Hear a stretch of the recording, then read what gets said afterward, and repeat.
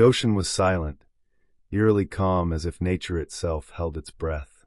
The waves were almost still, and seagulls flew in jittery circles over the remote Pacific island.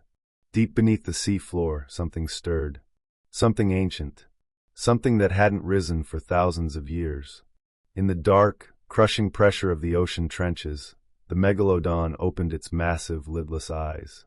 At over 80 feet long, with jaws that could bite through steel, it was the undisputed king of the deep. But something had changed in the water. A vibration. A pulse. A threat. It sensed movement, powerful, angry, and monstrous. Far above on the island of Skull Rock, Kong stood with a firm gaze toward the horizon. His muscles tensed, fur bristling against the salty breeze. The sun dipped low, casting a fiery glow on his scarred face. Something inside him burned. A deep instinct he couldn't explain. A call to defend his realm. The sea had whispered to him. Something was coming. The first tremors hit at dusk. Waves rolled in harder than usual. Birds abandoned their nests. Fish leapt from the water and thrashed on the shores. The tribal people who worshipped Kong lit torches and prayed. They had seen signs, ancient cave drawings that foretold this battle. A war of monsters. A clash that would shake the earth and boil the sea. Without warning, the water exploded upward in a massive geyser. From it rose a jagged dorsal fin the size of a bus. The Megalodon emerged with a roar that shattered the silence and shook the cliffs. Its eyes locked onto the towering silhouette of Kong. Its prey, or perhaps its rival. Kong bared his teeth and pounded his chest. The time had come. He didn't wait. He charged the shoreline, feet pounding the ground like thunder. Trees snapped beneath him. Rocks cracked. He leapt from a cliffside and smashed into the waves, fists clenched. Megalodon lunged upward, its mouth a horrifying tunnel of razor teeth. Kong twisted in the air, narrowly avoiding the bite, and crashed into the sea with a titanic splash. Water churned. For a moment, nothing could be seen. Then, a massive splash launched Kong into the air. Megalodon had rammed him from below. Kong roared, grasping for anything to hold on to. He caught the monster's dorsal fin and swung a mighty punch to its side. The impact rippled through the ocean.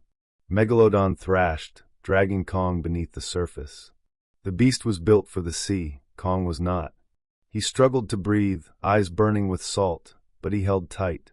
He reached into the murky water and tore a piece of coral-encrusted rock from the sea floor. Using it like a dagger, he stabbed at the shark's side. The Megalodon bellowed underwater, blood mixing with the salt.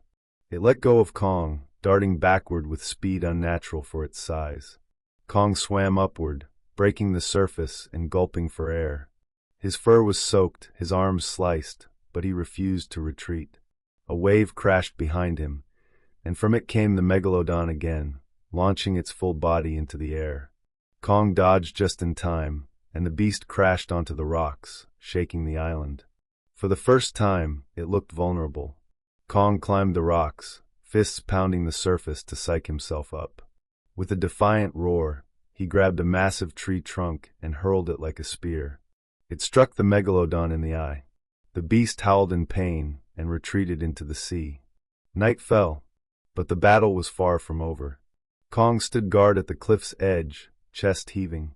Lightning cracked across the sky. Rain poured down, and the sea grew violent again.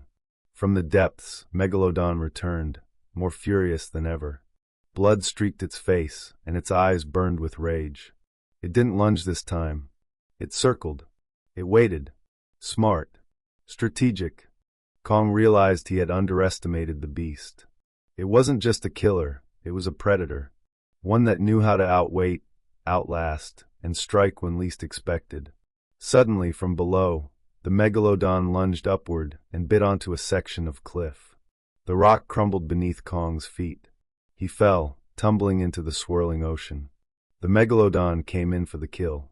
But Kong twisted midair, grabbed a piece of floating shipwreck debris, and jammed it into the monster's mouth before its jaws could close.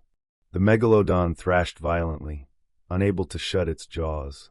Kong used the moment to swim toward a jagged coral shelf. He yanked off sharp edges, and turned them into makeshift weapons. This time, when Megalodon returned, Kong was ready. They clashed again, this time near the reef. Kong leapt onto the beast's back, driving a coral spear into its dorsal. Megalodon twisted, trying to shake him off, but Kong held firm, slamming fist after fist into its skull. Blood clouded the water again. With a final shriek, the Megalodon surged toward the shallows, dragging Kong with it. It slammed into an underwater ridge, stunning itself briefly. Kong used the moment to flip the creature over, belly exposed. Vulnerable, he raised both fists and struck the creature's chest with all his might. The impact sent a boom through the water like an underwater explosion. The Megalodon convulsed. Then it stilled. Kong, gasping, climbed atop the motionless body and roared into the night sky. Lightning lit the heavens. The sea calmed. The waves gently washed over the fallen titan. The jungle behind him echoed with the sounds of celebration. The tribes beat their drums.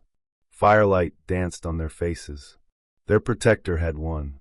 But Kong didn't celebrate. He stood still, staring at the horizon. Bloodied. Exhausted. Victorious. The Megalodon had been a worthy foe. And he knew others would come. Because when you are king, of land or sea, your throne is never truly safe. The moon rose high, casting silver light on the still waters. Kong disappeared into the jungle shadows, leaving behind only the waves and the silent, sinking corpse of the greatest predator the sea had ever known. Nature had chosen its champion, and his name was Kong.